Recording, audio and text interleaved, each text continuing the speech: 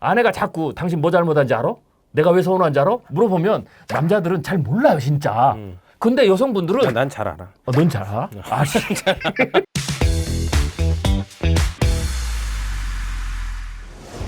그러니까 초기에 이제 인공지능 챗GPT의 어떤 사람들이 생각했던 부정적 인식은 결국에는 할루시네이션이나 윤리적인 문제도 있었지만 결국에는 이제 이 만족도에 있어서 사용자가 그걸 제대로 알지 못하고 접근하는. 그러니까 좋은 것은 접근이 굉장히 간단해. 무슨 뭐 버튼도 없어요. 그냥 창 안에다가 내가 질문을 막 하면 돼. 그럼 뭔가 답은 얘기해. 그러니까 이 자체는 굉장히 심플한 거예요. 그러니까 접근성은 굉장히 좋은데 얘가 사람처럼 다 알고 있는 게 아니기 때문에 정확하게 그 사람이 의도하는 거를 마음속까지는 캐치를 못해.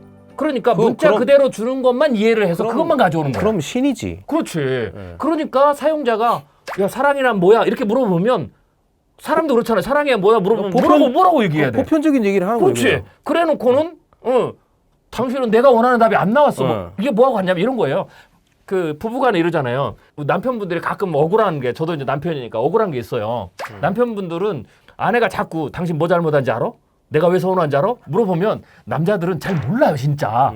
근데 여성분들은 난 잘 알아. 넌 잘 알아? 아 진짜. 나는 잘 몰라요. 그래서 그렇게 물어보면 뭘 잘못했지 모르는 걸 똑같은 거야. 그러면 와이프는 아니 나하고 산 지가 얼마나 됐는데 그것도 모르냐고 그러죠. 근데 몰라.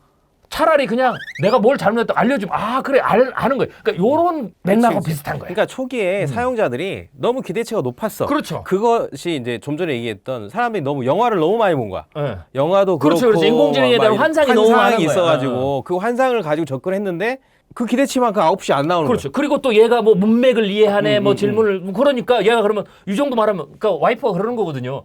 왜 모르냐 그러면 당신이 나하고 산 문맥이 얼마인데 왜 문맥에서 못 찾으냐 이거야. 스무고개를 해야 되는 거야. 이거 이러니까. 근데 이제 하나씩 힌트를 주면 이제 찾아가잖아요. 얘도 그렇게 다뤄야 돼. 맞아요. 근데 이렇게 안 하고 마치 그렇게 물어보니까 얘가 뻔한 답밖에 안 하네? 뭐 이렇게 되는 거죠. 그래서 이제 실망한 사람이 훨씬 많고 거기에다가 거짓말을까지 잘한다 그러니까 이제 얘가 이제 완전히 이제 왕따를 당한 거지 지금.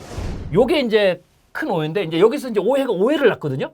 그러다 보니까 이제 어떤 오해가 되냐면 야 이러다니까 얘가 뭐 지식도 만들어줘 막 이러다 보니까 그다음에는 얘가 그러면 사람이네 뭐 이렇게 되는 거예요.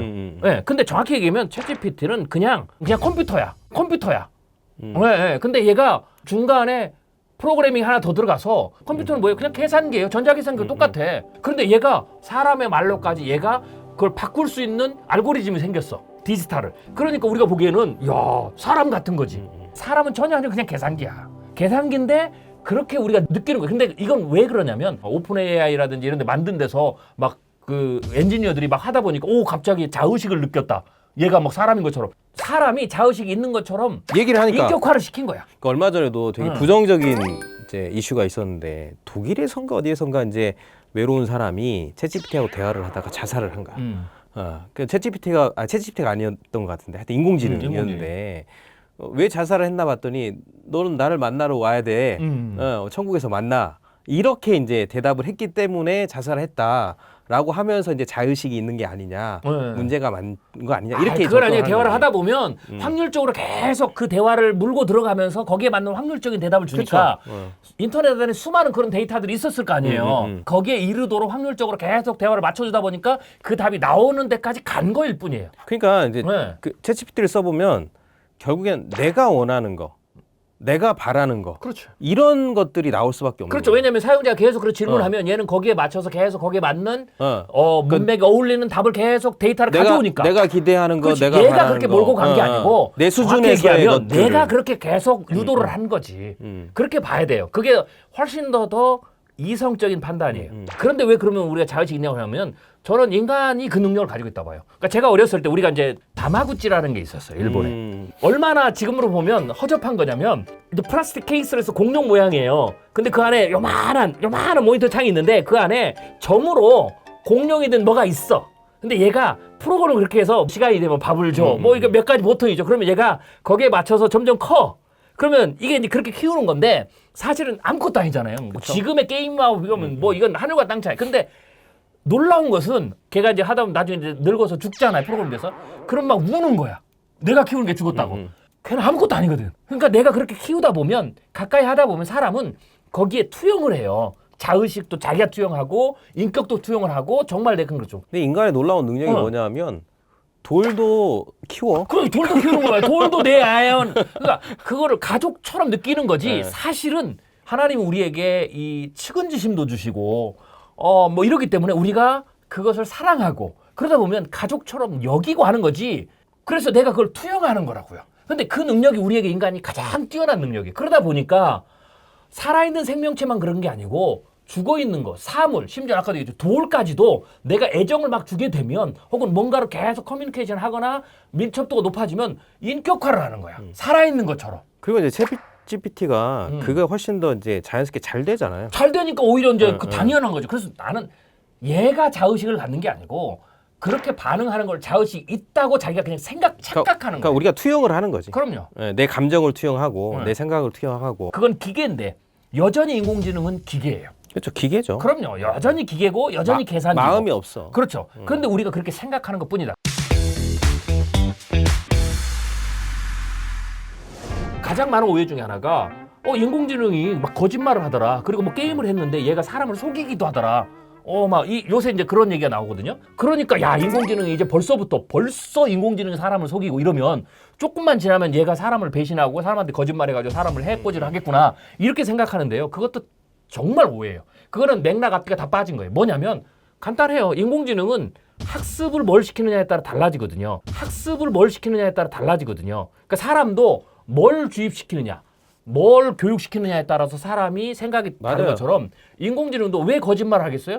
게임에서 전략 게임을 하기 위해서 이기기 위해서는 상대를 속여야 되니까 그 속이도록 훈련을 시킨 거예요. 그러니까 거짓말을 하는 거예요. 그래서 내가 이렇게 이제 챗GPT한테 물어봤잖아. 넌 왜 환각 현상이 일어나냐? 그랬더니 이제 훈련 데이터에 한계가 있는 거고. 그렇지. 그렇게 자꾸 요청을 하니까 그래서 그런 거다. 네. 라고 얘도 알거든. 그렇죠. 네. 그러니까 그거는 그렇게 이해를 해야 돼요. 인공지능이 벌써 거기까지 와가지고 인류를 막 이제는 우리를 위협하겠구나. 이건 절대 아니에요. 그렇게 임으로 뭔가 얘의 부작용이나 잘못된 거 혹은 잠재적 위험을 한번 찾아보기 위해서 실험적으로 그렇게 모델을 훈련을 시킨 거예요. 그러면 그 더한 것도 얘는 할 수 있어요. 왜? 훈련을 그렇게 시키면. 네. 근데 이거는 그러니까 인공지능만 그런 게 아니고. 의도성 있는 그렇지. 거지. 의도성. 꼭 인공지능만이 아니라 사람도 악하게 그렇게 훈련을 시키거나 심지어는 강아지나 동물도 그렇게 훈련을 시키면 우리가 인간이 원하지 않는 방향으로 행동을 하게 돼 있어요.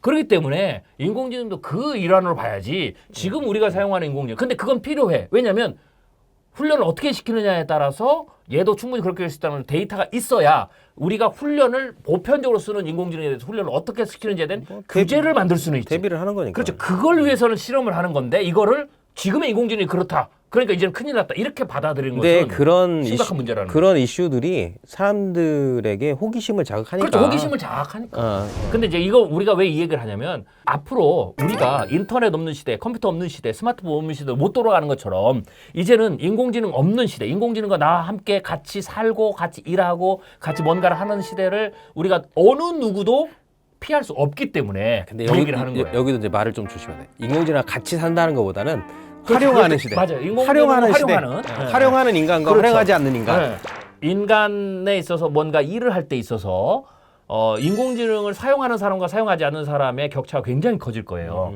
예를 들면 우리가 디지털 격차라는 것도 있잖아요. 그런데 그거하고는 지금까지 우리가 경험했던 디지털 격차하고는 완전히 차원이 달라요. 생산성 자체가 달라지는 그렇죠. 거죠. 많은 분들이 이렇게 물어봐요. 박사님, 미래에는 그러면 인공지능하고 이렇게 인공지능이 막 뛰어나면 인공지능하고 사람하고 경쟁하는 시대입니까? 저는 절대 아니라거든요. 인공지능하고 사람하고 경쟁하는 시대가 아니라 인공지능을 사용하는 사람과 사용하지 않는 사람의 경쟁이고 사용하는 사람들 중에서도 잘 사용하는 사람과 잘 못 사용하는 사람들의 경쟁이죠. 근데 그 격차가 굉장히 커요. 그렇기 때문에 써야 된다면 이제는 이것을 빨리 좋은 방향으로 적극적으로 이제 잘 써야 그렇죠. 되는 잘 쓸 수 거지. 있도록 가르치는 게 중요한데 이러한 환상이나 오해 때문에 많은 사람들이 그 자체를 거부한다는 거예요. 이게 더 심각한 문제예요. 잘못된 오해 때문에 변화에 대해서 내가 거부하고 저항하는. 근데 어쨌든 저는 제 생각에는 이제 어느 타이밍에 다 쓸 거라고 봐요. 그렇죠. 스마트폰에 대해서 그렇게 거부감이 있었던 것들을 극복하고 맞아요. 넘어가는데. 그러니까 근데 이 얘기를 하는 이유는 어차피 쓸 거라고 놔두면 그분이 나중에 디지털 격차에서 심각한 소외자가 되기 그치, 때문에 소외자가 되지. 오히려 그런 분들을 위해서 지금 우리가 이런 얘기를 하는 거예요. 꼭 교회 안에서 종교적인 영역에서 얘기하지 않더라도 우리는 전부 다 사회에서 살아가는데 그럼요. 사회에서 살아갈 때 이걸 거부하고 살아간다는 것은 굉장히 도태되는 일일 수밖에 없는 굳이 거예요. 제가 말씀을 드리면 현존한 직업 중에 한 1, 20%는 진짜 없어져. 인공지능 나오면서 교회에서 뭐냐면 목회자가 없어지는 것 아니느냐. 그래서 성도들 중에 그럼 우리는 인공지능 목사님의 설교를 들어야 되느냐.